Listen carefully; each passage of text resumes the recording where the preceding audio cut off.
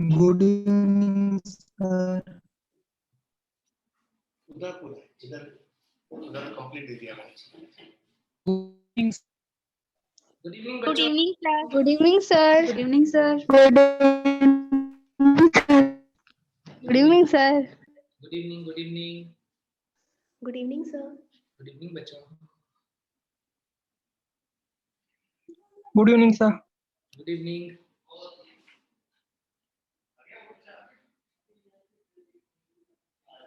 और बढ़िया से मनाया फेस्टिवल सब बच्चों ने? दिवाली अच्छी रही सबकी? Yes sir. Yes sir. चलो अच्छी बात है। Good afternoon sir. Good afternoon good afternoon.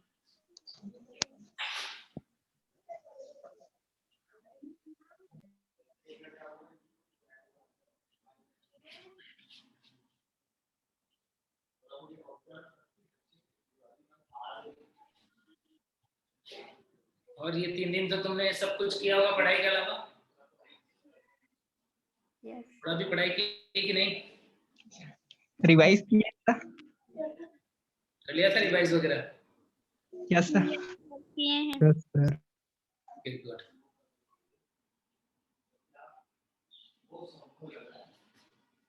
आ जाने दो बच्चों को, ज्वाइन कर रहे हैं अभी।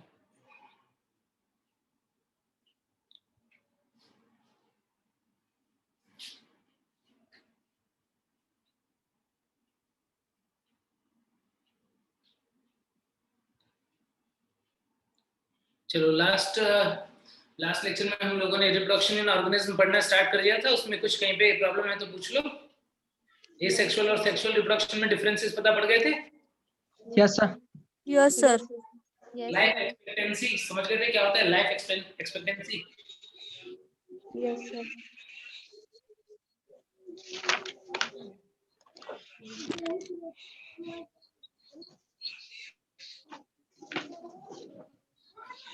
चलो बता दो तो फिर पूछ लेता हूँ कि vegetative reproduction and asexual reproduction by spore क्या डिफरेंस है दोनों में? वेजिटेटिव रिप्रोडक्शन किसको बोलते हैं? सर कायिक प्रजनन। वर्धी प्रसारण में पौधों पौधों का प्रजनन होता है सर। क्या बोल रहे हो क्या बोल रहे हो? आवाज कट रही है बच्चे। सर वेजिटेटिव प्रोपगेशन में किसी प्लांट्स के पार्ट उससे अलग होकर जो मतलब होता है वो होता है। हाँ सर वेजिटेटिव रिप्रोडक्शन में प्लांट्स के पार्ट्स को डिवाइड करते हैं और उन्हें ग्रो करवाया जाता है और एसेक्सुअल रिप्रोडक्शन में सेल्फली मतलब रिप्रोड्यूस होते हैं ऑर्गेनिजम्स। जो एसेक्सुअल रिप्रोडक्शन बाय स्पोर है उसके अंदर कुछ स्पेशलाइज्ड स्ट्रक्चर होती है जिनके अंदर स्पोर्स का फॉर्मेशन होता है और जो नॉर्मली वेजिटेटिव रिप्रोडक्शन होता है उसके अंदर हम देखते हैं कि प्लांट या ऑर्गेनिज्म की बॉडी जो है वो डायरेक्टली ब्रेक होकर के बिना कोई स्पेशलाइज्ड स्ट्रक्चर बनाए उससे कुछ पार्ट डिटैच होता है और उससे न्यू ऑर्गेनिज्म का फॉर्मेशन हो जाता है। पौधों के भागों में रिप्रोडक्शन ठीक है मतलब वेजिटेटिव का मतलब without any special structure reproduction. ठीक तो अब आज हमको पढ़ना है वही जितने भी एसेक्सुअल रिप्रोडक्शन हमने पढ़े थे उन एसेक्सुअल रिप्रोडक्शन के जो मेथड्स थे उनको डिटेल में आज हम पढ़ने वाले हैं। तो सबसे पहले हम लोग देख लेते हैं बाइनरी फिशन। हाँ बाइनरी फिशन ठीक है तो स्टार्ट करें। चलो कितने बच्चे आ गए हैं? ठीक है स्टार्ट करते हैं बाइनरी फिशन। सबसे पहले देखो बच्चों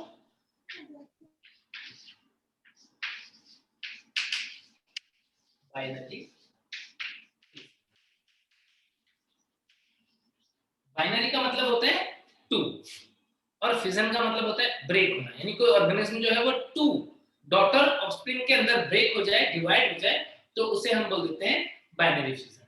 ठीक है तो क्या होता है वन ऑर्गेनिज्म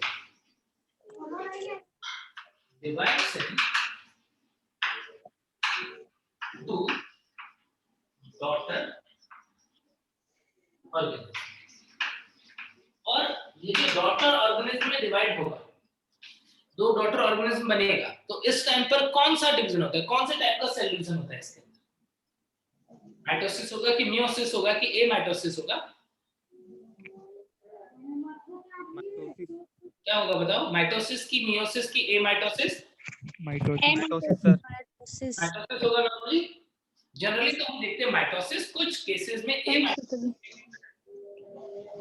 माइटोसिस और एमाइटोसिस के थ्रू हो सकता है। माइटोसिस और एमाइटोसिस में डिफरेंस किसी बच्चे को बताओ तो बता दो। एमाइटोसिस क्या होता है? एमाइटोसिस अर्धसूत्री विभाजन, असूत्री विभाजन, असूत्री विभाजन। असूत्री, अर्ध नहीं, असूत्री विभाजन एमाइटोसिस। माइटोसिस होता है समसूत्री विभाजन और एमाइटोसिस होता है असूत्री विभाजन। तो असूत्री विभाजन क्या होता है? सर जिसमें क्रोमोसोम का डिवीजन नहीं होता है। क्रोमोसोम का डिवीजन नहीं होता है, तो फिर कैसे सेल डिवीजन होगा? डिवीजन होता है बट नंबर कम ज्यादा हो सकता है उसमें। कम ज्यादा हो सकता है, तब तो फिर खतरनाक हो जाएगा ये। यदि कोई ऐसा सेल डिवीजन तुम पढ़ रहे हो जिसके अंदर तुमने बोला कि डीएनए कंप्लीटली अपने आप को रेप्लिकेट नहीं कर रहा है, डबल नहीं हो रहा है, तो क्या हुआ? कुछ जीन उस ऑर्गेनिज्म के अंदर नहीं जाएगी। यदि इररेगुलर डिस्ट्रीब्यूशन हो गया तो कुछ जीन जो है वो उस ऑर्गेनिज्म के अंदर नहीं जाएगी, और उस ऑर्गेनिज्म के अंदर यदि कोई जीन नहीं गई तब तो मुझे लगता है उस ऑर्गेनिज्म में कोई ना कोई एनोमली आ जाएगी, कोई ना कोई प्रॉब्लम आ जाएगी। तो ऐसा बोलना कि असूत्री विभाजन में क्रोमोसोम बराबर से डिस्ट्रीब्यूट नहीं होते, ये सही नहीं है। डीएनए या क्रोमोसोम तो बराबर से ही डिस्ट्रीब्यूट होते हैं। देखो एमाइटोसिस में क्या होता है? असूत्री विभाजन के टाइम पे क्या होगा? असूत्री विभाजन के टाइम पे जो क्रोमोसोम्स होते हैं वो कंडेंस नहीं होते हैं, वहां पर प्रोफेज, मेटाफेज, एनाफेज, टेलोफेज जैसी स्टेजेस नहीं होती है। सीधे क्या होता है? जेनेटिक मटेरियल अपनी कॉपी बनाता है और दो के अंदर डिस्ट्रीब्यूट हो जाता है। यानी असूत्री विभाजन या एमाइटोसिस ऐसा विभाजन है जिसमें आनुवंशिक पदार्थ, जेनेटिक मटेरियल या डीएनए अपने आप को रेप्लिकेट करता है, अपनी कॉपी बनाता है और दो पुत्री कोशिकाओं में, डॉटर सेल्स के अंदर बट जाता है सीधे। और इसके अंदर प्रोफेज, मेटाफेज, एनाफेज, टेलोफेज जैसी अवस्थाएं नहीं होती, स्टेजेस एब्सेंट होती है। समझ गए क्या? इसमें होता है ऐसा। सर एक बार और बताइए ना। एमाइटोसिस ऐसा कोशिका विभाजन है जिसमें आनुवंशिक पदार्थ सीधे अपनी कॉपी बनाकर दो कोशिकाओं में बढ़ जाता है।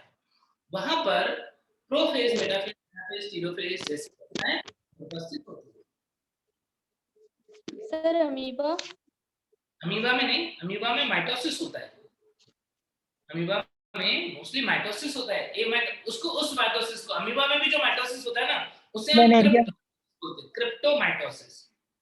प्लेनेरिया में होता है असूत्री। प्लेनेरिया में नहीं, प्लेनेरिया के अंदर तो रीजनरेशन होता है। प्लेनेरिया के अंदर एक कोश का विभाजन नहीं कर रहे ना। प्लेनेरिया के अंदर तो ऑर्गेनिज्म टूट गया, फिर उसके बाद इंडिविजुअल सेल्स डिवाइड करते रहेंगे।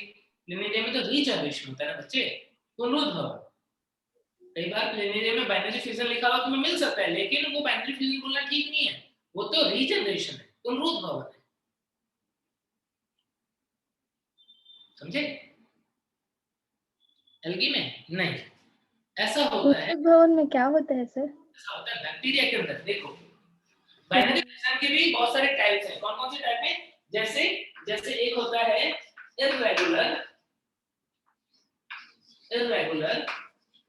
और सिंपल बाइनरी फ्यूजन। इररेगुलर और simple binary fusion.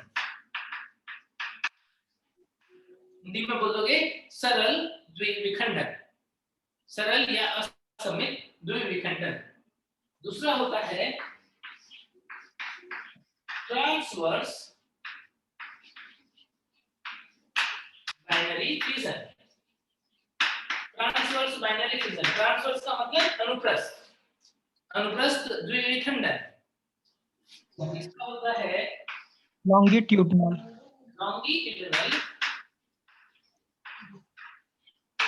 Binary fusion.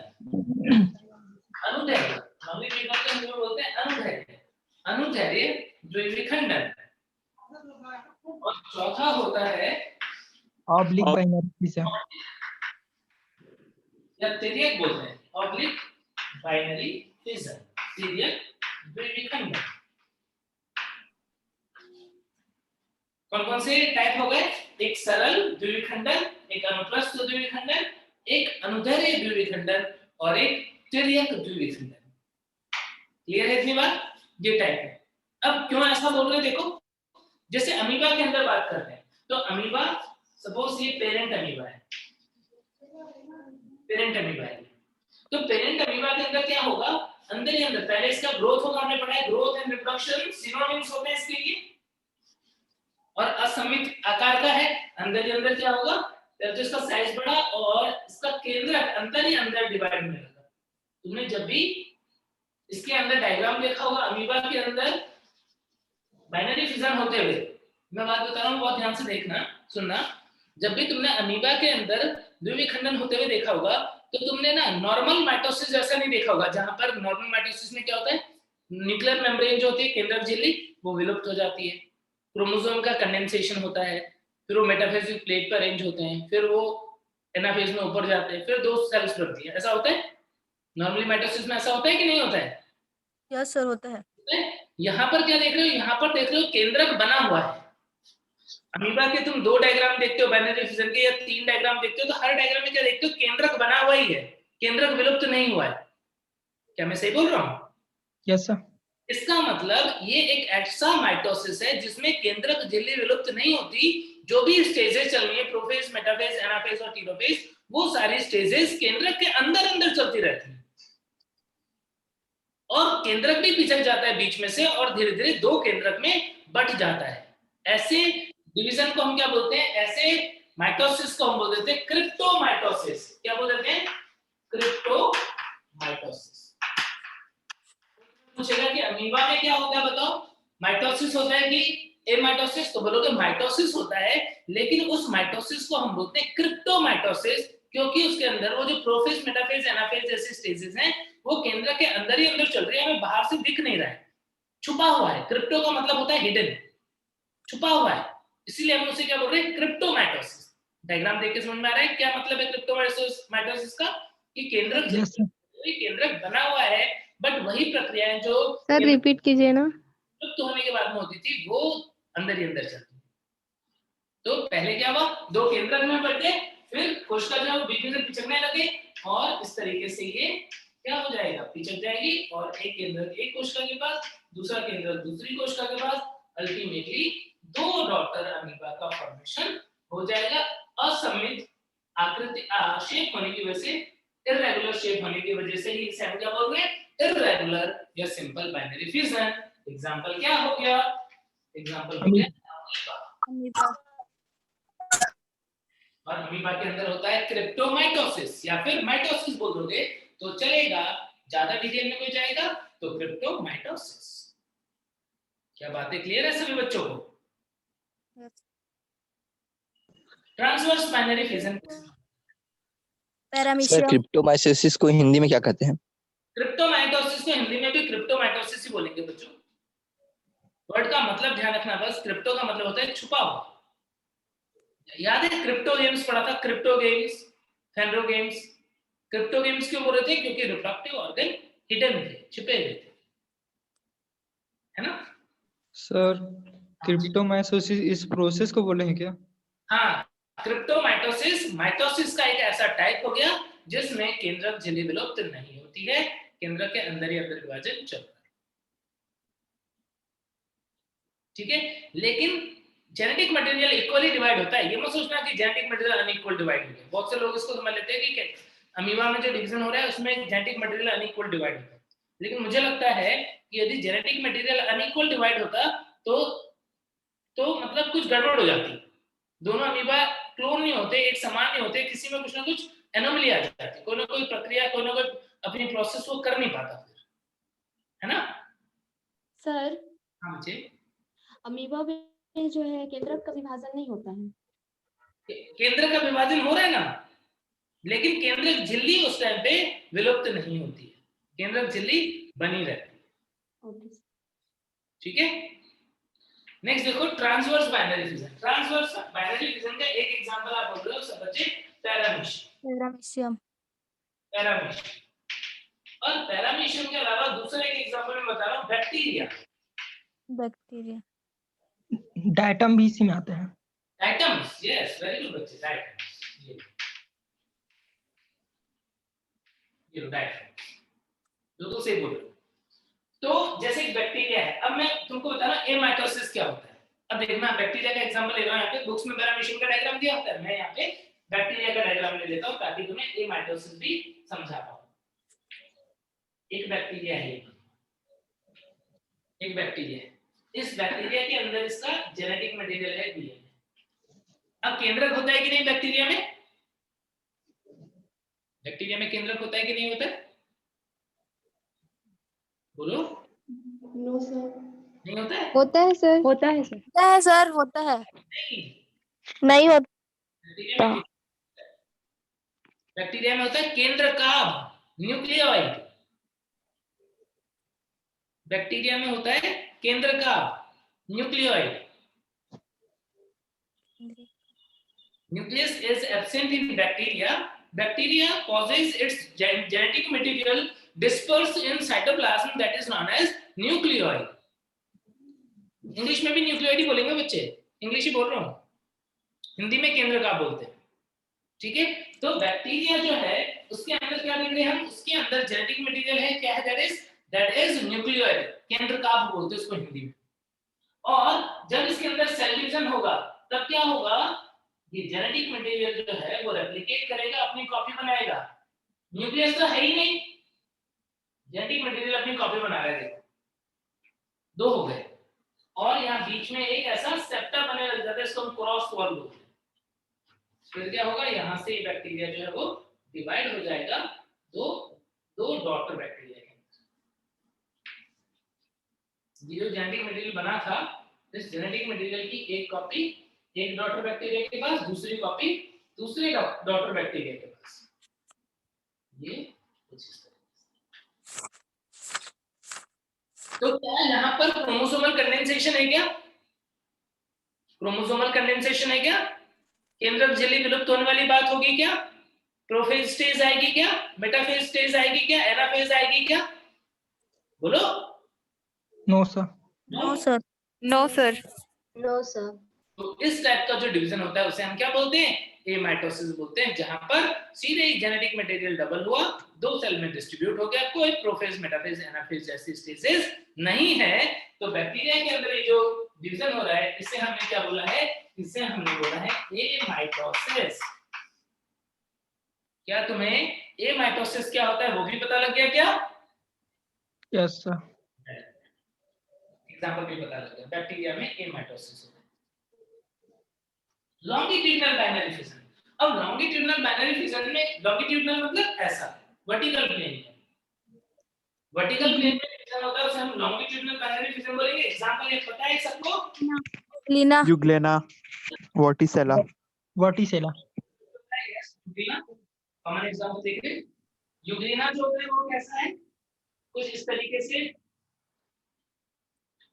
Fusiform shape का होता है, यहां से नैरो यहां से नैरो। जब डिवीजन होने लगेगा उस टाइम पर ये क्या करता है, पहले अपना जो फ्लैजिला है उसे लूज कर देता है, फ्लैजिला जो है वो लूज कर देगा, और फिर उसके बाद में इसके अंदर ये बीच से डिवाइड होने लग जाता है कुछ इस तरीके से, बीच में से डिवाइड होने लगेगा, और न्यूक्लियस जो है वो भी इस तरीके से दो न्यूक्लियस में बट गया, कुछ ऐसे वर्टिकली ऐसे इस प्लेन में। और अल्टीमेटली क्या हो जाएगा, इससे दो डॉटर यूग्लिना जो है वो बन जाएंगे, डॉटर यूग्लिना।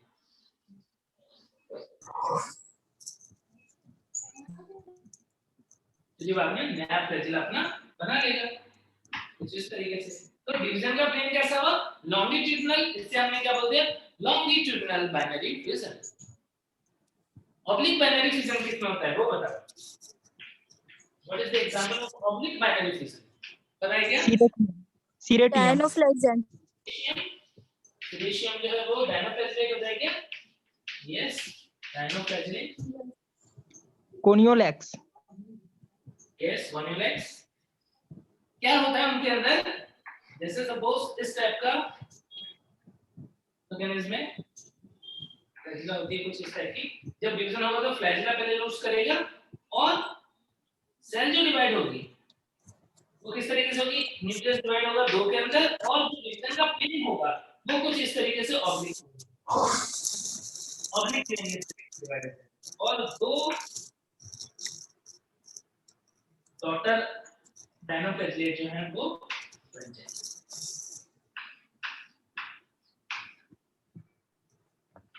तो डिवीजन जो है वो कैसा है, तिरछा है, इसलिए हम क्या बोल रहे हैं इसको ऑब्लिक बाइनरी फिजन किसमें होता है, सेरेशियम में होता है।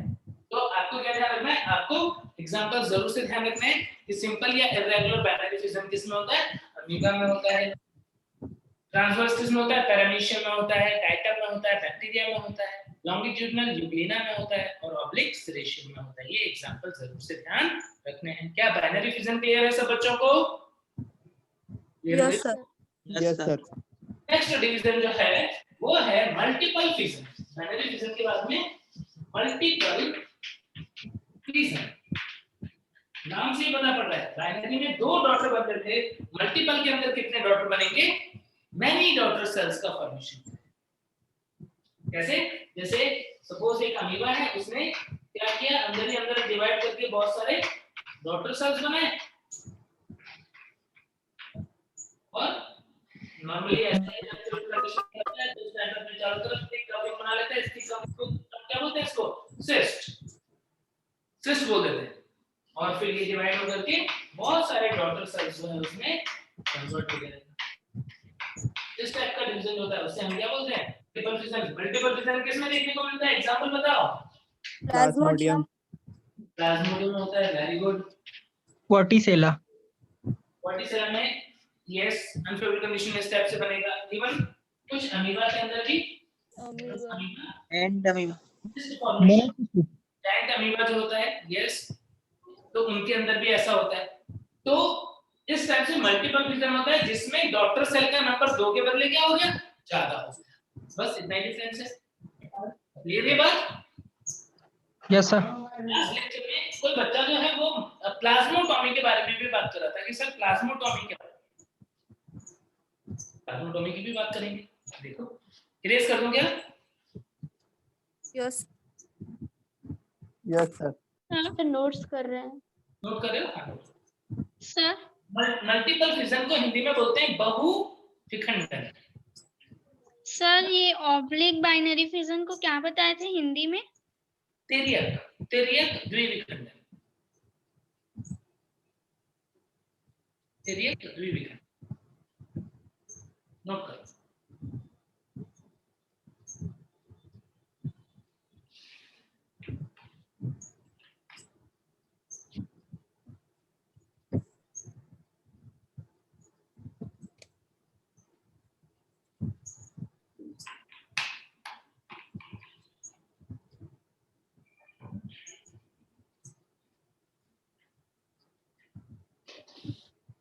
ठीक है,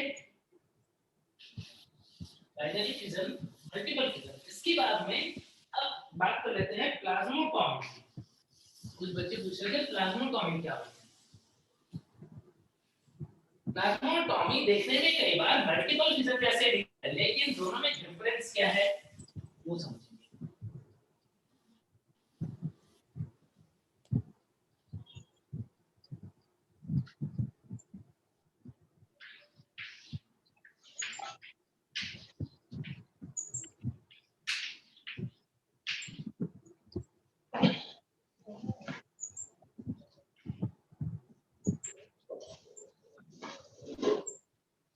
प्लाज्मा वर्ड का मतलब साइटोप्लाज्म।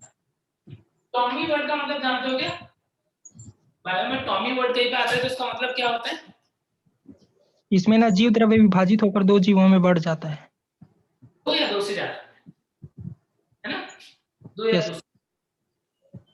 अब हो तो इसमें भी वही रहा है, लेकिन यहाँ पर क्या ध्यान देना, प्लाज्मोटॉमी का एग्जांपल सबसे पहले ध्यान रखना।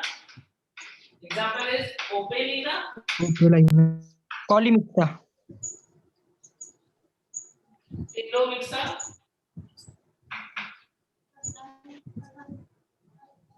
ओपेलिना, टिलोमिक्सा। अमीबा प्रोटोजोआ नहीं है, ये सीलिएट टाइप के प्रोटोजोआ है। अब क्या होता है, नॉर्मली यदि हम मल्टीपल सर ओपिलिना के बाद क्या लिखे हो? टिलोमिक्सा, PELOMY, टिलोमिक्सा। एक बार और। EELOMY MYX। अब देखो मल्टीपल फिजन होता है तब क्या होता है, समझना कंसेप्ट है, कंसेप्ट बहुत सिंपल सी बात है, अदरवाइज बच्चों को प्लाज्मोटोमी और मल्टीपल फिजन में डिफरेंस नहीं पता पड़ता, इसलिए ध्यान से समझना। नॉर्मली यदि मल्टीपल फिजन होगा तो क्या होगा, पहले ऐसी कंडीशन होगी, फिर अंदर ही अंदर न्यूक्लियस डिवाइड हुआ, 2 न्यूक्लियस बने, फिर से न्यूक्लियस डिवाइड हुआ, 4 न्यूक्लियस बने, फिर साइटोकाइनेसिस हुआ, 4 सेल बन गए डॉटर सेल, बाद में ब्रेक हो गया, 4 सेल को रिलीज कर दिया। क्या है ये है मल्टीपल फिजन, ठीक है। मल्टीपल फिजन में ऐसा होता है। अब प्लाज्मोटोमी में क्या होता है, प्लाज्मोटोमी में ऑर्गेनिज्म जो एडल्ट ऑर्गेनिज्म होता है उसके अंदर ऑलरेडी मल्टीन्यूक्लिएटेड कंडीशन होती है। जैसे मान लो कोई ओपेलिना है तो ऑलरेडी 1 2 3 4 5 6 7 8 मान लो 8 ऐसा कंडीशन है पहले। अब क्या होगा, अब न्यूक्लियस का डिवीजन नहीं होगा, सीधे क्या होगा, साइटोप्लाज्म इसका डिवाइड होगा, यानी ये साइटोप्लाज्म है वो कुछ इस तरीके से डिवाइड होने लगेगा, से डिवाइड होने लगेगा। अब ऐसे डिवाइड होने लग जाए तो क्या हो जाएगा, अब ये यहाँ से इसका साइटोप्लाज्म डिवाइड हो जाएगा, यदि तो क्या हो जाएगी, एक सेल ये बन गई, इसके बाद 2 न्यूक्लियस आ गया, एक सेल ये बन गई जिसके बाद 2 न्यूक्लियस आ गए, एक ये सेल बन गया इसके बाद 2 न्यूक्लियस आ गए, एक ये सेल बन गया इसके बाद 2 न्यूक्लियस।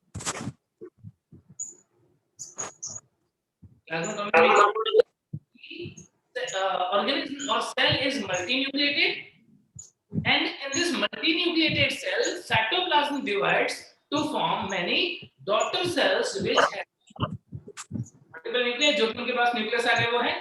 अब इसके बाद में क्या होगा, इसके बाद में होगा कैरियोकाइनेसिस। नॉर्मली क्या होता है, पहले होता है karyokinesis. What is the meaning of karyokinesis? Division of nucleus. Karyokinesis को हिंदी में बोलेंगे केंद्रक विभाजन।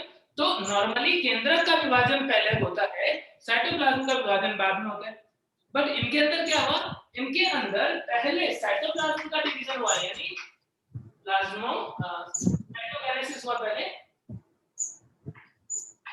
साइटोकाइनेसिस हुआ। साइटोकाइनेसिस मतलब कोशिका द्रव्य विभाजन, पहले कोशिका द्रव्य का विभाजन हुआ, फिर केंद्र का विभाजन हो रहा है। अब एक एक सेल जो है उसके अंदर केंद्र विभाजन करके क्या करेंगे, अपने केंद्र के नंबर को रिटेन कर लेंगे उतने ही जितने पहले, यानी 8 न्यूक्लियस थे तो ये 8 न्यूक्लियस बन जाएंगे, कैसे, डिवीजन करने के बाद। क्या बात समझ आ गई क्या?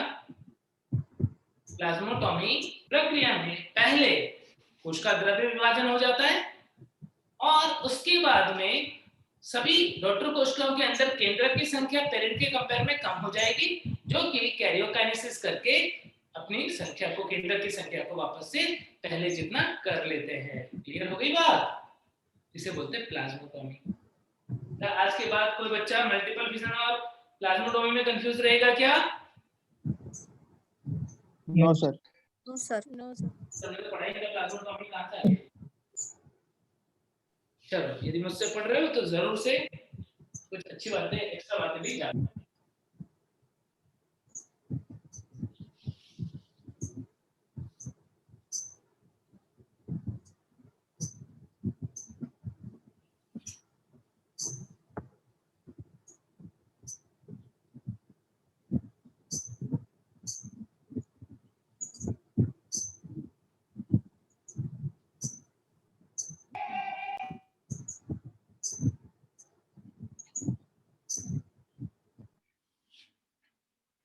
Next method budding. Next method हम देख रहे हैं वो है बडिंग। बडिंग को हिंदी में क्या बोलते हैं? मुकुलर। बडिंग को बोलते हैं हिंदी में मुकुलर।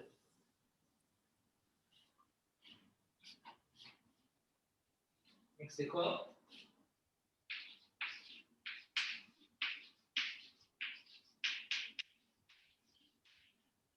बडिंग किसमें होता है? एग्जांपल सबसे पहले बताओ। हाइड्रा और साइकॉन, प्लेनेरिया, ईस्ट। कुछ स्पॉन्टेनियस ईस्ट में होगा। इसके अंदर होता है क्या? मॉस में भी बडिंग होती है क्या? मॉस का जो प्रोटोनिमा होता है वो भी बड का फॉर्मेशन करता है। प्रोटोनिमा ऑफ मॉस में भी होता है। मॉस पढ़ेंगे उस टाइम पे, मैं तुम्हें डिटेल में बताऊंगा तभी समझ में आएगा। अभी common example hydra, sponge, east, और स्पॉन्ज के अंदर हम क्या देखते हैं? इंटरनल बड बनता है। इंटरनल बड क्या बोलते हैं उसको? गैम्यूल। यस, गैम्यूल या जेम्यूल्स बोल देते हैं। जेम्यूल्स इसमें बनता है फ्रेश वाटर स्पॉन्ज, नाम है स्पॉन्जिला। यस, स्पॉन्जिला के अंदर इंटरनल बड या जेम्यूल्स का फॉर्मेशन होता है। अब ईस्ट के अंदर बडिंग तुमने देखी है, क्या होता है कि ईस्ट जो है उसके ऊपर एक छोटा सा प्रोट्यूबरेंस बनता है, एक छोटा सा उभार बनता है। हमने ये शायद पढ़ लिया था फर्स्ट चैप्टर में, ध्यान है क्या? Yes sir. न्यूक्लियस डिवाइड होगा ऐसे, यस सर। और एक न्यूक्लियस जो है वो कहां पे पहुंच जाएगा? इस प्रोट्यूबरेंस के अंदर। इस स्ट्रक्चर को हम क्या बोल रहे हैं? उभार बोल रहे हैं। उभार को इंग्लिश में बोलते हैं प्रोट्यूबरेंस। प्रोट्यूबरेंस के अंदर चला गया एक न्यूक्लियस। जब इस प्रोट्यूबरेंस के अंदर न्यूक्लियस चला गया तो इसको अब हम क्या बोल देंगे? इसको ही बोल देंगे हम बड। क्या बन गया ये बन गया एक बड। ये प्रोट्यूबरेंस किसमें कन्वर्ट हो गया? बड के अंदर। और फिर क्या होगा? ये पेरेंट से डिटैच हो जाएगा। ये पेरेंट ईस्ट जो है एज इट इज, और ये है डॉटर ईस्ट। बड डिटैच होगी क्या बना देगा? डॉटर ईस्ट का फॉर्मेशन कर देगा। डॉटर ईस्ट, डॉटर ईस्ट का बच्चा बन गया। तो इस तरीके से होता है बडिंग इसके अंदर। हाँ बच्चे। Hello sir. हाँ बच्चे। सर एक्चुअली नेटवर्क्स प्रॉब्लम के कारण कुछ क्लियर सुनाई नहीं दिया, वन टाइम और बताइए ना, लेफ्ट हो गई। क्या होता है? ईस्ट के अंदर एक प्रोजेक्शन बन जाता है, एक उभार बन जाता है, जिसको हम प्रोट्यूबरेंस बोल रहे हैं, उभार बोल रहे हैं उसे। अंदर ही अंदर न्यूक्लियस दो में डिवाइड हो जाएगा। माइटोसिस वही क्रिप्टोमाइटोसिस की तरह ही है यहाँ पर भी। इसको हम बोल देते हैं इसको बोल देते हैं हम, चलो मैं फंजाई पढ़ाऊंगा ना तब इसके लिए टर्म बताऊंगा, मेरे ध्यान से स्लिप हो रहा है, मुझे याद आएगा तो बीच में बता दूंगा। तो न्यूक्लियर में कैरियोकोरोसिस, ये जो न्यूक्लियस का लेवल है इसको बोलते हैं कैरियोकोरोसिस। तो कैरियोकोरोसिस हुआ, न्यूक्लियस डिवाइड हुआ दो के अंदर, न्यूक्लियर मेम्ब्रेन इंटैक्ट ही है, और वो जो दो न्यूक्लियस बन गए उसमें से एक न्यूक्लियस कहां पे आ जाएगा? इस बड के अंदर आ जाएगा, मतलब प्रोट्यूबरेंस के अंदर आ जाएगा, जिससे हम क्या बोलते हैं बड। और अब ये बड यहाँ से डिटैच हो जाएगा, क्या बन जाएगा? डॉटर ईस्ट बन जाएगा। तो इस तरीके से डॉटर ईस्ट का फॉर्मेशन हो जाता है। और ये बड़ा वाला जो है वो पेरेंट ईस्ट है।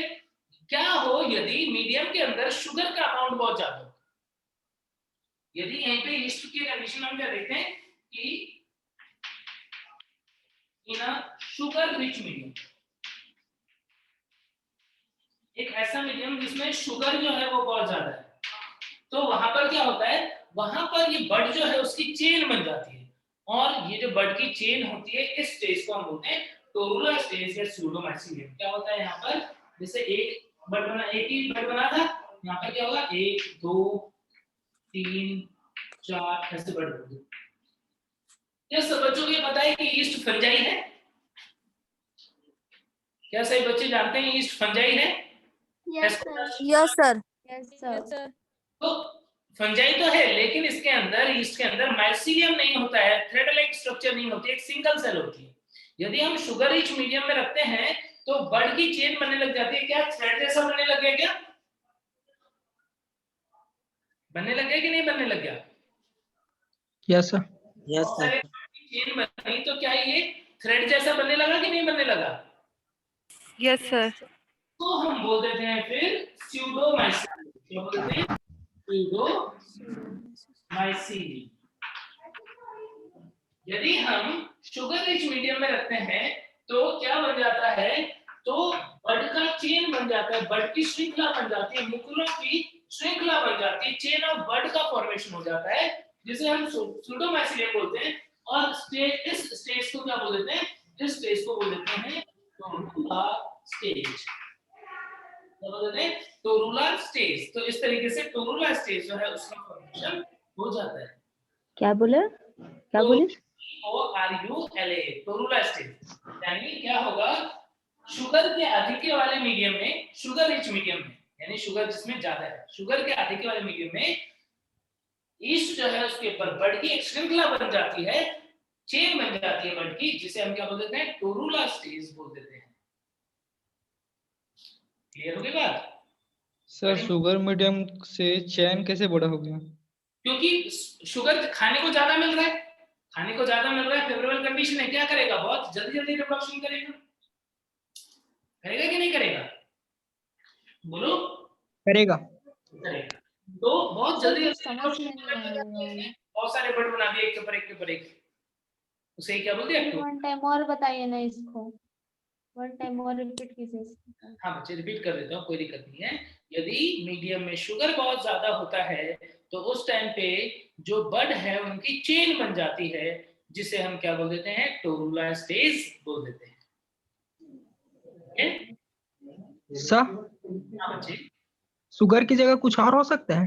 नहीं, शुगर मतलब जो मेनली वो खाने, जो उसका मेन फूड है, सुक्रोज होता है वो भी मेनली, शुगर का मतलब यहाँ पर मेनली क्या है, सुक्रोज है। सर हाँ ये बच्चे, टोरुला को स्टेज को हिंदी में क्या बोलते हैं? हिंदी में भी टोरुला ही बोलते हैं, टोरुला।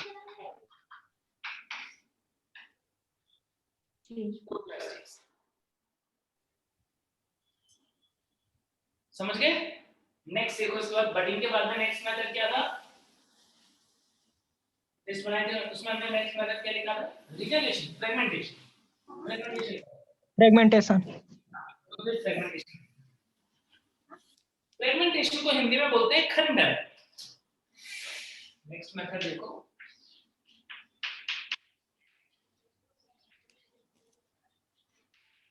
फ्रेगमेंटेशन, फ्रेगमेंटेशन को हिंदी में बोलते हैं खंडन। विजन को क्या बोलते थे, विखंडन। हिंदी वाले बच्चे ध्यान रखना, गलती मत करना। विजन को बोलते थे विखंडन और फ्रेगमेंटेशन को बोलते हैं खंडन। खंडन का मतलब खुद से कोई थ्रेड लाइक या फिलामेंट लाइक ऑर्गेनिज्म जो है उनका, यानी धागे समान तंतु में जो जीव होते हैं उनका खुद से ब्रेक हो जाना फ्रेगमेंटेशन कहलाता है। क्या होगा, फाउंड इन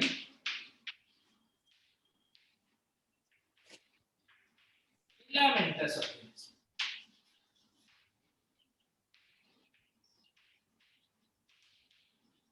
तंतुमय जीवों में खंडन पाया जाता है। एग्जाम्पल क्या है बताओ? स्पैरोगैरा, स्पाइरोगाइरा है और हाइड्रा प्लानेरिया। के अंदर भी हम खंडन वर्ड यूज कर लेते हैं, सही बात है, लेकिन बच्चों जो हाइड्रा है या प्लानेरिया है, इनके अंदर खंडन वर्ड यूज करना ज्यादा ठीक नहीं है। इनके अंदर यूज करना चाहिए रीजनरेशन। खंडन में और पुनरुद्भवन में मैंने अंतर तुम्हें जब 11th का फर्स्ट चैप्टर पढ़ाया था तब भी बताया था, याद है क्या? Yes sir. तो उनके अंदर हाइड्रा में, प्लेनेरिया में रीजनरेशन वर्ड, क्योंकि टूट वो भी रहे हैं लेकिन उनके अंदर क्या हो रहा है, रीजनरेशन हो रहा है। जबकि स्पाइरोगाइरा के अंदर और फंजाई के अंदर प्रोटोजोआ ऑफ मॉस, हिंदी में बोलते हैं मॉस का प्रथम तंतु, प्रोटोनिमा को बोलते हैं प्रथम तंतु। छिपकली के अंदर रीजनरेशन, दीप्ति छिपकली के अंदर भी रीजनरेशन, लेकिन वो रिप्रोडक्शन का मेथड नहीं है। सर खंडन प्राकृतिक है। यस, वेरी गुड बच्चे, बिल्कुल सही बोला तुमने। खंडन जो है वो प्राकृतिक है, जबकि रीजनरेशन जो होता है वो एक्सीडेंटल होता है। यदि किसी ने कट कर दिया, कोई प्रेडेटर ने उसको खाया, आधा खा लिया आधा छोड़ दिया, तो होगा रीजनरेशन। फ्रेगमेंटेशन प्राकृतिक है, खुद से ही सेल्स बीच में डेड हो जाती हैं और वहां से वो टूट जाती है। क्या हो जाएगा, दो जो टुकड़े बने वो दोनों टुकड़े नए नए जीव बन जाते हैं। ऐसा होता है फ्रेगमेंटेशन के अंदर। ऐसे देख सकते हो, जैसे यहाँ पर ये फिलामेंट है। अभी ज्यादा साफ दिख रहा है क्या बच्चों? हाँ अभी क्लियर है सर। अभी क्लियर है सर। यस सर, अभी क्लियर है। सर सब लोग ऐसे म्यूट नहीं किए होते, माइक ऑन रखते हैं तो क्लियर सुनाई नहीं देता है, आवाज इधर उधर हो जाता है। हाँ बच्चे माइक जो है ना वो ऑफ रखा करो, जब पूछना होता है ना तो ऑन करो, फिर पूछ के ऑफ कर लो। या फिर तुम लोग टेक्स्ट करो ना, तुम लोग टेक्स्ट करते हो, मैं पढ़ता हूँ। ये बच्ची दीप्ति ने छिपकली भी टेक्स्ट किया ना, तो मैंने उसकी छिपकली भी पढ़ ली है, तो तुम टेक्स्ट कर सकते हो मुझे।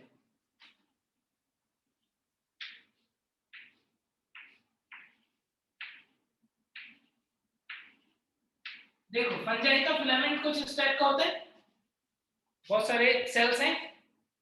अब बीच में से कोई सेल जो है वो टूट गई, ये वाली सेल टूट गई खुद से ही, डेड होकर के या फिर किसी रीजन की वजह से, तो क्या हो जाएगा, ये एक अलग न्यू फंजाई बना देगी और इससे दूसरा फंजाई बन जाएगा, ग्रो कर जाएंगे वापस से। तो इस तरीके से क्या हो रहा है, इस तरीके से होता है फ्रेगमेंटेशन, जहां पर जो टूटे हुए भाग होते हैं, फिलामेंट होते हैं, वो नए जीवों का निर्माण कर देते हैं। स्पाइरोकायरा, फंजाई, प्रोटोनिमा, इन सब के अंदर ऐसा होता है फ्रेगमेंटेशन। सारे के सारे सेल ऑलमोस्ट एक जैसे, बहुत ज्यादा डिफरेंशिएशन जैसा इनके अंदर नहीं चाहिए। नेक्स्ट देखो फ्रेगमेंटेशन के बाद में रीजेनरेशन।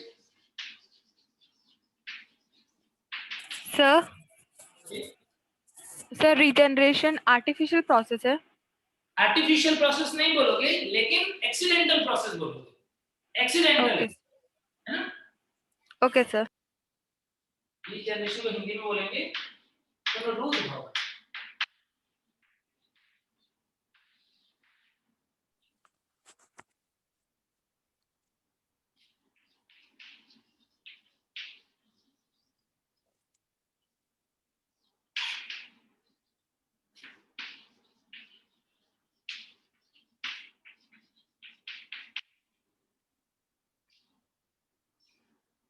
अब रीजनरेशन के बारे में एक बात मैंने तुमको पहले भी बताई थी, याद है कि रीजनरेशन जो है वो एक्चुअल में लगभग ऑर्गेनिज्म के अंदर देखने को मिलता है, जिससे कि वो क्या करता है, जिससे कि वो अपने आप को कोई भी जो डैमेज पार्ट है उसको रिपेयर करने का काम करता है। पुनरुद्भवन जो है वो मोस्टली ऑर्गेनिज्म में देखने को मिलता है, जिससे कि वो अपने डैमेज पार्ट जो है उनको रिपेयर करने का काम करता है। लेकिन यदि किसी ऑर्गेनिज्म में वो पावर इतनी भयानक हो गई, इतनी ज्यादा हो गई कि वो टूटे हुए पार्ट को पूरे के पूरे न्यू ऑर्गेनिज्म में कन्वर्ट कर दे, पूरा का पूरा न्यू ऑर्गेनिज्म बना दे, तो उसे हम क्या बोलते हैं, ट्रू रीजनरेशन, सत्य पुनरुद्भवन, या फिर मॉर्फोलेक्सिस। क्या नाम है, मॉर्फोलेक्सिस। और ये मॉर्फोलेक्सिस जो है यही जनन की विधि है। रीजनरेशन हमारे अंदर भी होता है, स्किन पे चोट लगे, स्किन जल गई, क्या होगा, सर मॉर्फोलेक्सिस समझ नहीं आया।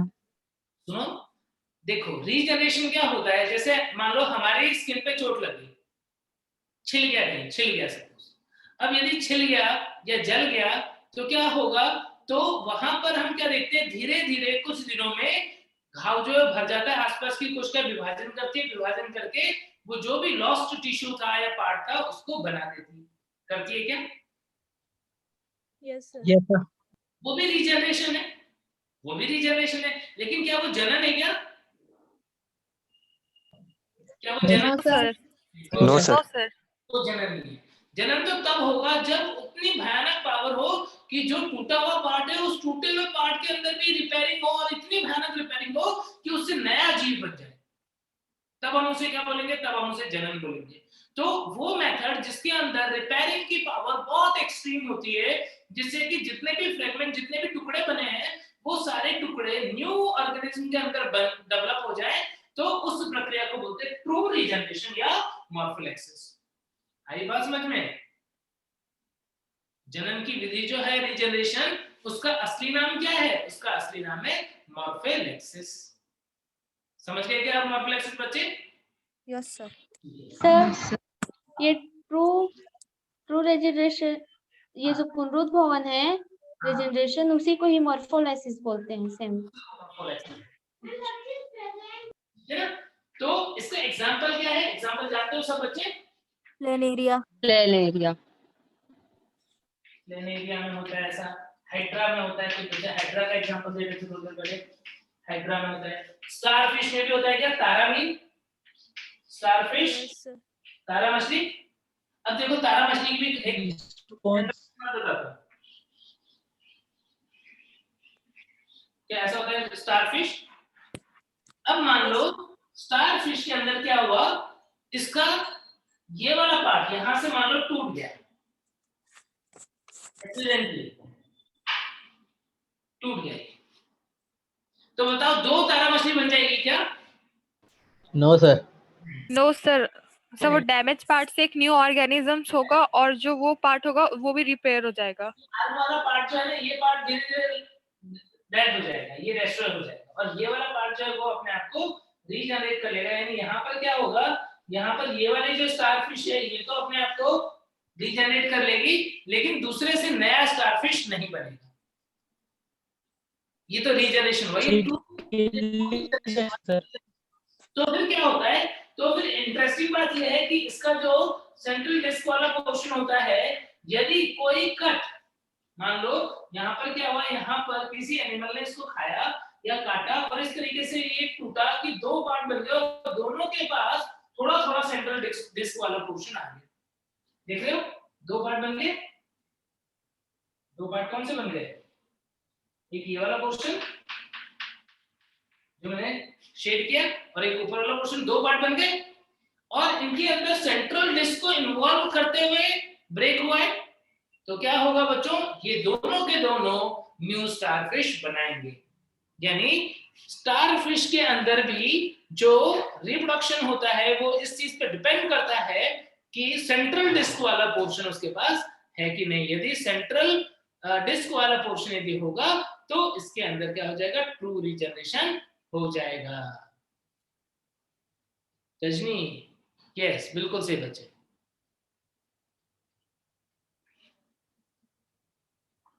क्लियर है बातें? सर हाँ बच्चे, छिपकली में पुनरुत्थान होता है? छिपकली में पुनरुत्थान तो होता है, लेकिन वो ट्रू रीजनरेशन नहीं होता है, यानी मॉर्फल एक्सेस नहीं होता है।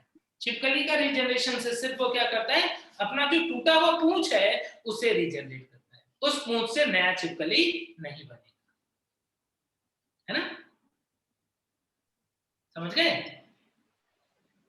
कर दो इरेज? Yes sir.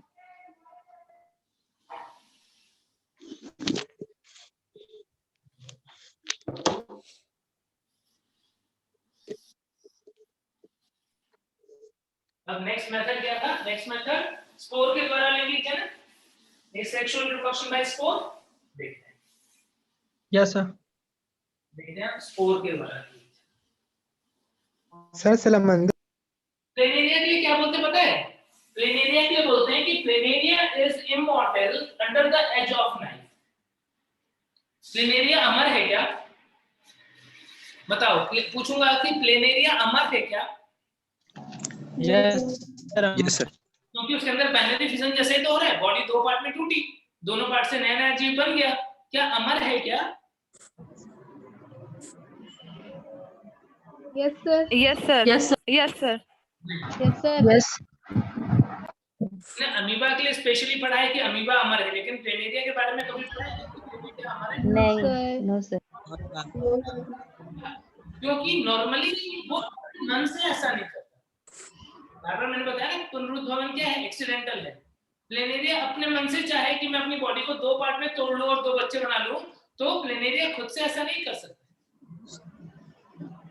उसे तो या तो हमने काटा या एक्सीडेंटली वो ब्रेक हुआ, कहीं पे उसको इंजरी हुई और वो टूट गया, ऐसा कुछ हुआ तो ही वो क्या करेगा, तो ही वो रीजनरेट करेगा, न्यू ऑप्शन में कन्वर्ट होगा। इसीलिए प्लेनेरिया के लिए बोलते हैं planaria is immortal under the edge of knife. Planaria is immortal under the edge of knife, यानी कि यदि हम चाकू से प्लेनेरिया को कट कर दे बहुत सारे पीसेस में, तो क्या होगा, तो वो अमर की तरह बिहेव करेगा, उसके हर पार्ट जिंदा हो जाएंगे। ठीक है, चलो अब इसके बाद में नेक्स्ट हम बात कर लेते हैं स्पोरुलेशन, स्पोर निर्माण।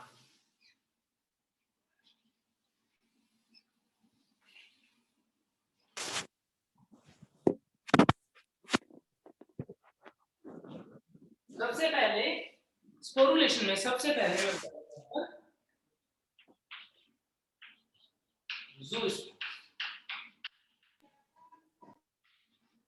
ज़ूस्पोर का दूसरा नाम है प्लैनोस्पोर। ज़ूस्पोर को आप क्या बोलते हैं? प्लैनोस्पोर, ज़ूस्पोर या प्लैनोस्पोर। देखो क्या होता है, एग्जाम्पल की बात पहले करेंगे, डिटेल में बाद में समझेंगे। प्लैनोस्पोर का एग्जाम्पल बताओ, ज़ूस्पोर का एग्जाम्पल किसमें मिलता है? क्लैडोमोनास। एक्वेटिक, हाँ एक्वेटिक टाइप के ऑर्गेनिज्म में, जैसे मोस्ट ऑफ एल्गी। ज्यादातर एल्गी जो है वो पानी में रहते हैं, तो अलैंगिक जन्म किससे करेंगे, सेक्सुअल रिप्रोडक्शन किससे करेंगे? ज़ूस्पोर से करेंगे। क्या रेड एल्गी के अंदर प्लैनोस्पोर बनता है क्या? क्या सर क्वेश्चन? रेड एल्गी, लाल शैवाल जो होता है उनके अंदर प्लैनोस्पोर बनता है क्या? पता है क्या? नहीं बनता है सर। नहीं बनता है। रेड एल्गी के पास कभी भी फ्लैजिला नहीं होते। ये एक इंपॉर्टेंट बात है जो जरूर से ध्यान रखना। वैसे हम एल्गी में भी पढ़ेंगे, बट ये जरूर से ध्यान रखना कि रेड एल्गी जो होते हैं, लाल शैवाल जो होते हैं, उनके पास फ्लैजिला नहीं होते। Red algae does not have flagella. ठीक है, तो यहाँ पर ज़ूस्पोर या प्लैनोस्पोर जो है उसका example most of the algae हो जाएगा। और किस तरीके से होता है समझो, यहाँ पर देखना कि इसके मोस्ट ऑफ द एल्गी के अंदर होगा, रेड एल्गी में नहीं होगा। मोस्ट ऑफ द एल्गी के अलावा और भी कुछ इंपॉर्टेंट एग्जांपल पहले बता देता हूं। फंजाई के अंदर जो oomaceae के मेंबर होते हैं, oomaceae फंजाई, oomaceae फंजाई जो होते हैं उनके अंदर भी ज़ूस्पोर का फॉर्मेशन होता है, क्योंकि ये भी एक्वेटिक मीडियम में रहते हैं। पर भाई फ्लैजिला से जीव ऑर्गेनिज्म क्या कर सकता है? हवा में उड़ सकता है कि पानी में तैर सकता है? पानी में तैर सकता है। पानी में तैर सकता है। तो पानी में तैर सकते हैं। जीव है उनको पानी में डिस्पर्स होने के, इधर उधर भाग पाए, अलग अलग जगहों पे जनरेट हो पाए, उसके लिए फ्लैजिला हेल्प करता है। इनके अंदर होता क्या है, जैसे सपोज ये एक एल्गी है। कौन सी एल्गी है? मान लो यूरोथ्रिक्स है। स्पाइरो वगैरह में तो नहीं मरता है, यूरोथ्रिक्स अलग टाइप से।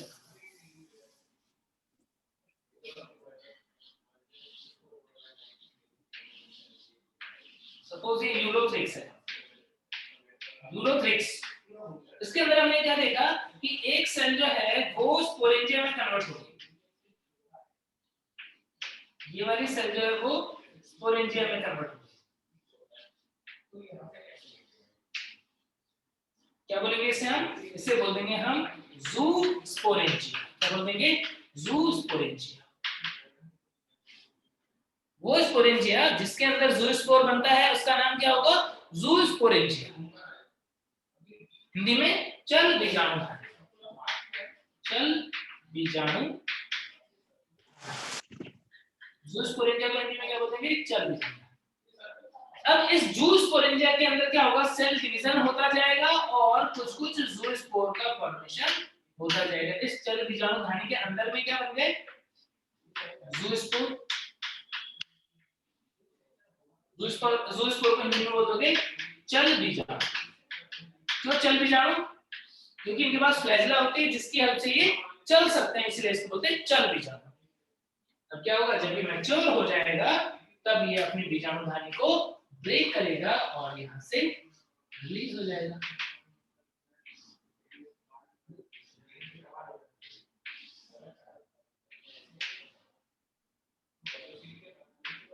क्या भाई, ये टूट गया यहाँ से, और टूटने के बाद में इसने क्या किया? यहाँ से स्पोर्स जो है उन्हें रिलीज कर।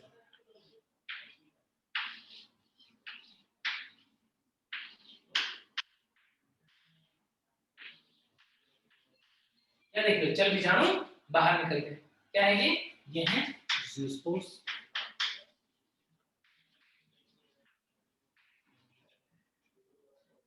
समझ गए क्या? तो ज़ूस्पोर्स क्या होते हैं? Most of the algae, green algae, brown algae के बहुत सारे मेंबर, oomaceae के कुछ मेंबर, उनके अंदर क्या होता है? उनके अंदर एक थिक कवरिंग वाली संरचना बन जाती है, हम चल बीजाणु धानी बोलते हैं। उसके अंदर डिवीजन होता है, उसके अंदर डिवीजन से मोटाइल स्पोर ज़ूस्पोर बनते हैं, जो कि कैसे होते हैं, जो कि फ्लैजिलेटेड होते हैं। क्या उपस्थित है? फ्लैजिला, कशाभिका उपस्थित है। ऐसे स्पोर को हम क्या बोल देते हैं? ऐसे स्पोर को ज़ूस्पोर बोल देते हैं। और ये ज़ूस्पोर जब अंकुरित होंगे तो क्या करेंगे? वापस से ये ज़ूस्पोर्स जर्मिनेट होकर के वापस से ऐसा ऑर्गेनिज्म बना देंगे, जर्मिनेशन होगा और वापस से ऐसा ऑर्गेनिज्म बन जाएगा। ज़ूस्पोर का फॉर्मेशन फेवरेबल कंडीशन में होगा कि अनफेवरेबल कंडीशन में? Favourable favourable condition.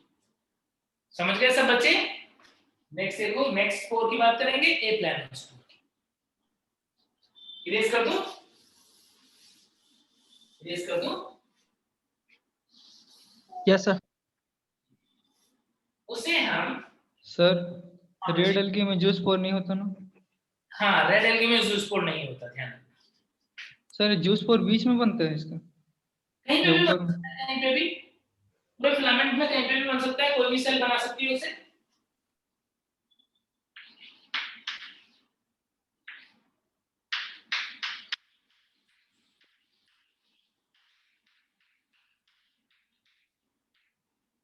नेक्स्ट है स्पोरेंजियोस्पोर या ए प्लानोस्पोर। हिंदी में बोलोगे अचल बीजाणु। हिंदी में क्या बोलोगे? अचल बीजाणु। ए प्लानोस्पोर।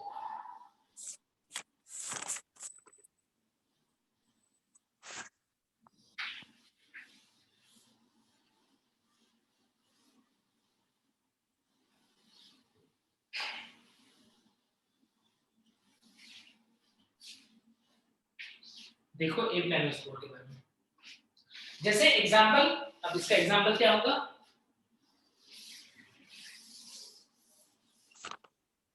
कुछ फंजाई, एक आइनिट, जाइगोमाइसिस, जाइगोमाइसिस, राइजोपस वगैरह जो होते हैं, राइजोपस म्यूकर, जाइगोमाइसिस के मेंबर है, उनके अंदर ए प्लानोस्पोर बनते हैं। और एल्गी के अंदर सम एल्गी इन अनफेवरेबल कंडीशन।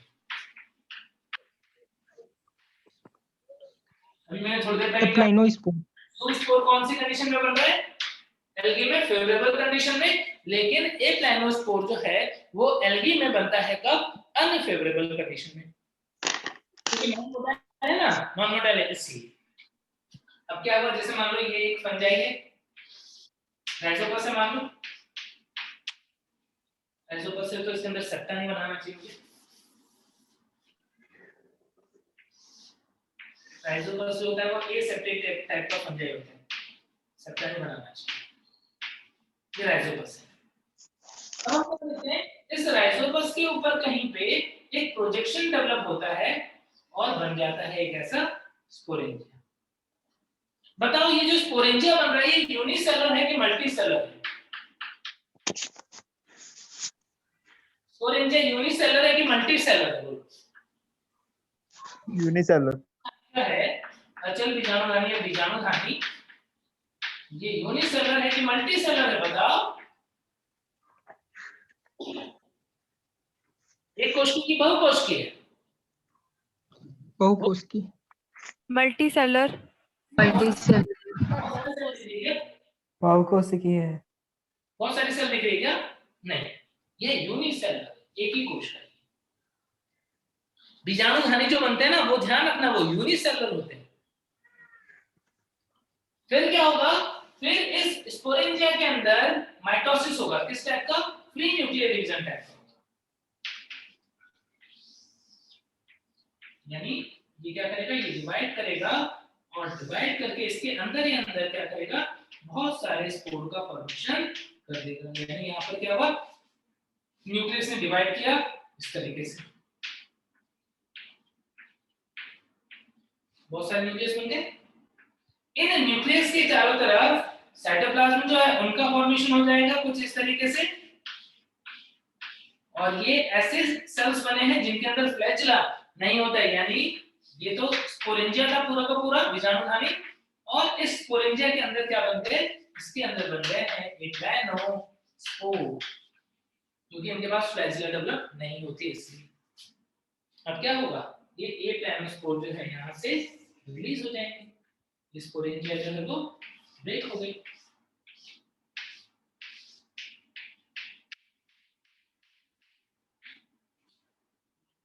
और यहाँ से क्या हुआ, ये स्पोर्स जो है वो बाहर रिलीज। डिफरेंस क्या है दोनों में, प्लानोस्पोर और एप्लानोस्पोर में डिफरेंस क्या है बोलो? अच्छे से जानने में क्या डिफरेंस है चेक जानने में कंपेयर में? वो फ्लैजिला बन के उसमें फ्लैजिला था सर, इसमें फ्लैजिला नहीं। यस, बस ये डिफरेंस है कि इनके पास फ्लैजिला नहीं है, ये हवा या पानी का इंतजार करेंगे डिस्पर्स होने के, हवा या पानी के द्वारा ये इधर उधर डिस्पर्स होंगे। ठीक है,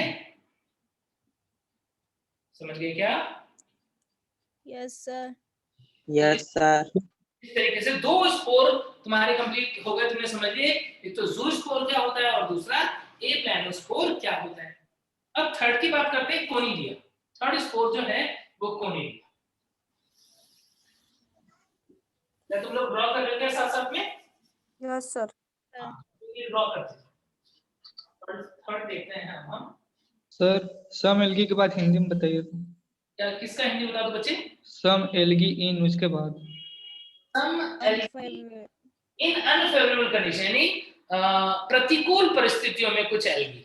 सम एल्गी इन अनफेवरेबल कंडीशन, प्रतिकूल परिस्थितियों में कुछ एल्गी जो है वो जू स्पोर ए प्लानोस्पोर का स्पोर बनाते हैं, बल्कि ज्यादातर जो है वो अनुकूल परिस्थिति में जू स्पोर बनेंगे। इसलिए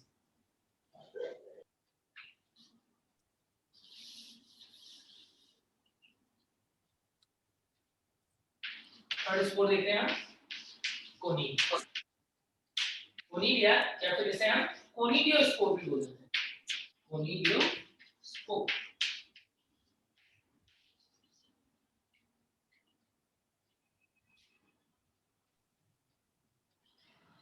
हिंदी में सर क्या बच्चे? हिंदी में क्या बोलते हैं? हिंदी में कोनिडिया ही बोलते हैं, कोनिडिया, हिंदी में कोनिडिया ही बोलते हैं। सब पेनिसिलियम में होता है ना? यस, फंजाई के अंदर most common method of asexual reproduction, fungi में सबसे कॉमनली एसेक्सुअल रिप्रोडक्शन जो है वो इसके द्वारा ही होता है, ध्यान रखना। एग्जांपल के लिए मैं लिख दूं, एस्कोमाइसिट्स, एस्कोमाइसिट्स का मेंबर ही है पेनिसिलियम जो तुम बोल रहे हो, एस्कोमाइसिट्स एंड ड्यूटेरोमाइसिट्स। क्या है ये फंजाई है, ये फंजाई।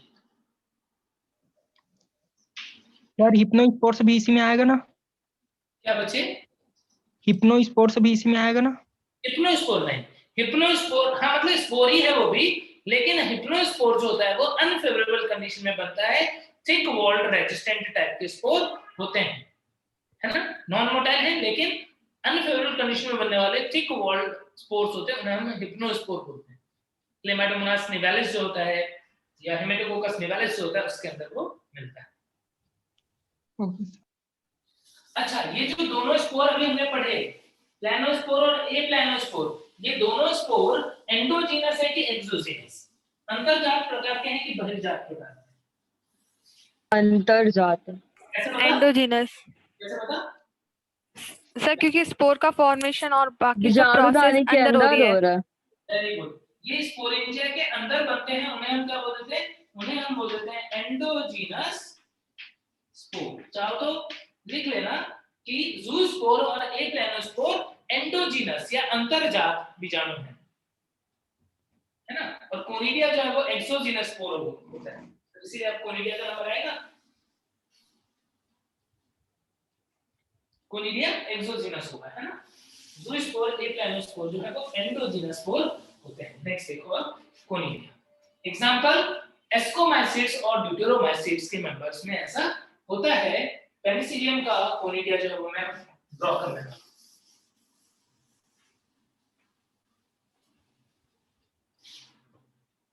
देखो कंप्लीट स्ट्रक्चर बताऊंगा।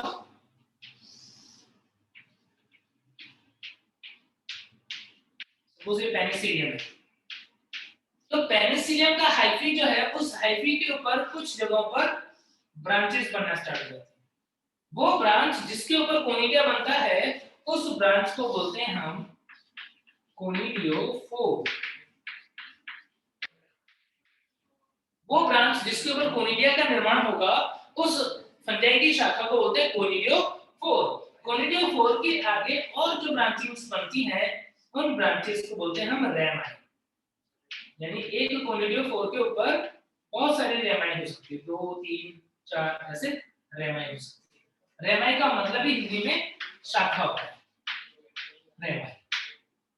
हिंदी में भी यही बोलते हैं बच्चों इसको, कोनिडियोफोर को कोनिडियोफोर या कोनिडिया धर भी बोलते हैं हिंदी में, इसको कोनिडिया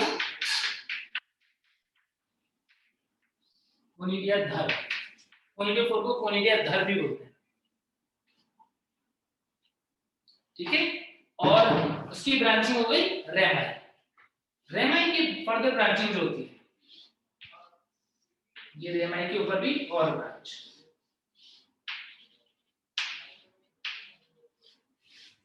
रेमाई के ऊपर जो और ब्रांच होगी उसे बोलेंगे मैट्यूली। मैट्यूली। और इस मैट्यूली के ऊपर जो स्ट्रक्चर डेवलप होती है वो होती है फ्लास्क शेप। उसका आकार होता है जैसा फ्लास्क होता है वैसा, इस टाइप का, नीचे से मोटा ऊपर से लंबा, कुछ इस टाइप से। सर रेमी के ऊपर क्या लिखा है? रेमी के ऊपर लिखा हुआ है मैट्यूली, MATULAE, मैट्यूली। Thank you sir. Sir Hindi में क्या बोलते हैं इसको? हिंदी में भी मैट्यूली बोलते हैं बच्चे। Okay sir. मैथिलिया। मैट्यूली। मैथिलिया नहीं रे, मैथ्यूली। उसके ऊपर जो होता है वो होता है स्टेरिगमेटा।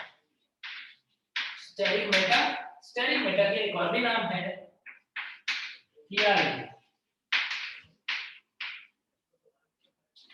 मैट्यूली के ऊपर फ्लास्क के समान संरचना होती है जिसे हम बोलते हैं स्टेरिगमेटा या फियालिडी। और इस स्टेरिगमेटा या फियालिडी जो है बच्चों, इसके ऊपर लगे होंगे क्या? Spores, conidiospores. कैसे लगे हुए होते हैं वो लगे होते हैं छोटा वाला मोस्टली नीचे, उससे बड़ा उसके ऊपर, उससे बड़ा उसके ऊपर, उससे बड़ा। ऐसा अरेंजमेंट जो है इसे बोलते हैं बेसिपिटल अरेंजमेंट। छोटा वाला नीचे बेस की तरफ से बन रहा है, तो ऐसे अरेंजमेंट को बोलते हैं बेसिपिटल अरेंजमेंट। ये है क्या? ये है कोनिडिया। एंडोजीनस की एक्सोजीनस? एक्सोजीनस। एक्सोजीनस। एक्सोजीनस बाहर है ना, स्पोरेंजिया के अंदर थोड़ी है, अंदर थोड़ी है, बाहर है। क्या बोलेंगे? एक्सोजीनस। तो यहाँ पर क्या क्या बातें पता पड़ गई कि कोनिडिया जो होते हैं मोस्टली बेसिपिटल, यानी तलाभिसारी। बेसिपिटल को हिंदी में बोलते हैं तलाभिसारी।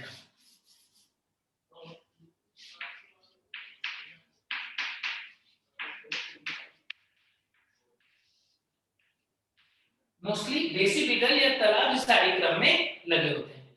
ठीक है, देन it is by और मल्टीन्यूक्लियर। एक केंद्र की, द्विकेंद्र की या बहुकेंद्र की प्रकार। कैसा होगा? कितने न्यूक्लियस होते हैं कोनिडिया के अंदर?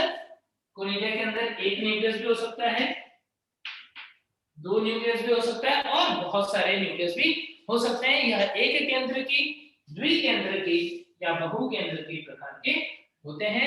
पिगमेंटेड भी हो सकते हैं, इनके पिगमेंट्स वगैरह भी इनके अंदर प्रेजेंट हो सकते हैं। ठीक है, तो ध्यान रखना कि बहिल जाते हैं एक्सोजीनस है, एक्सोजीनस होते हैं, तलाभिसारी क्रम में लगे होते हैं, केंद्र की संख्या 1, 2 या बहुत सारी भी हो सकती है। तो ऐसे डिफरेंट टाइप के स्पोर्स जो है वो हमने पढ़े। इनके अलावा यदि और भी जैसे हिप्नोस्पोर, क्लेमाइडोस्पोर, अनफेवरेबल कंडीशन वाले स्पोर्स हैं, ऐसे भी होते हैं, बट उनकी बातें तो हम जहाँ पे वो टॉपिक आएगा वहीं कर लेंगे। अभी इस चैप्टर में इतनी बातें ध्यान रखना, ठीक है। अब इसके बाद में नेक्स्ट मेथड हमने क्या पढ़ा था, वेजिटेटिव रिप्रोडक्शन, है ना, वेजिटेटिव प्रोपेगेशन। वेजिटेटिव प्रोपेगेशन पढ़ा करके इसके बाद में यस सर। Yes sir. तो अब नेक्स्ट देखते हैं वेजिटेटिव प्रोपेगेशन। वैसे तो टाइम हो गया है आज का अपना, तो वेजिटेटिव प्रोपेगेशन जो है उसे हम नेक्स्ट लेक्चर में देखेंगे। जितना भी आज मैंने पढ़ाया है विद एग्जांपल जरूर से कल याद होना चाहिए। मैं पूछूंगा पहले क्वेश्चन सबके कि कोनिडिया के एग्जांपल बताओ, उसके अलावा ज़ूस्पोर के एग्जांपल बताओ, एप्लेनोस्पोर के एग्जांपल बताओ, या फिर बाइनरी फिजन किसमें होता है, सारे एग्जांपल्स पूछूंगा, ठीक है। Okay sir. तो इतना ठीक है सर। Hello sir. कंटिन्यू करेंगे कल। सर हाँ बच्चे बोलो।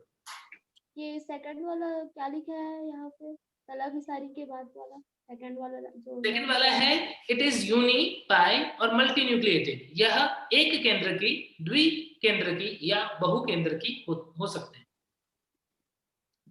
किसी में एक केंद्रक होगा, किसी में दो होते हैं, कुछ फंजाई में बहु केंद्र के भी होते हैं।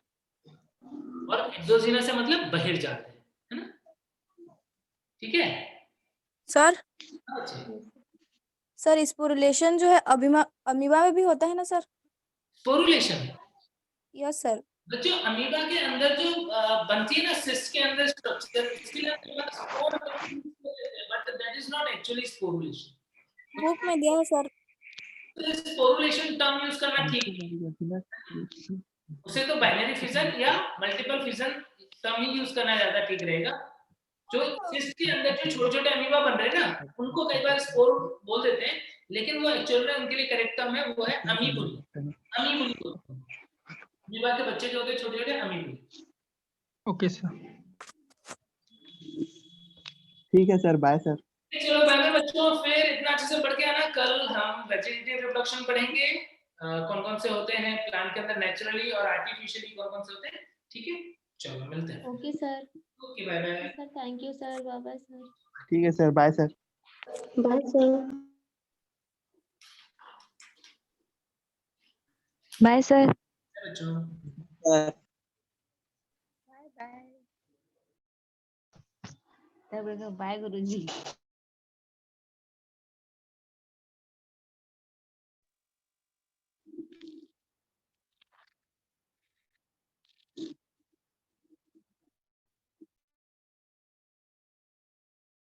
तो कैसे हैं आप लोग?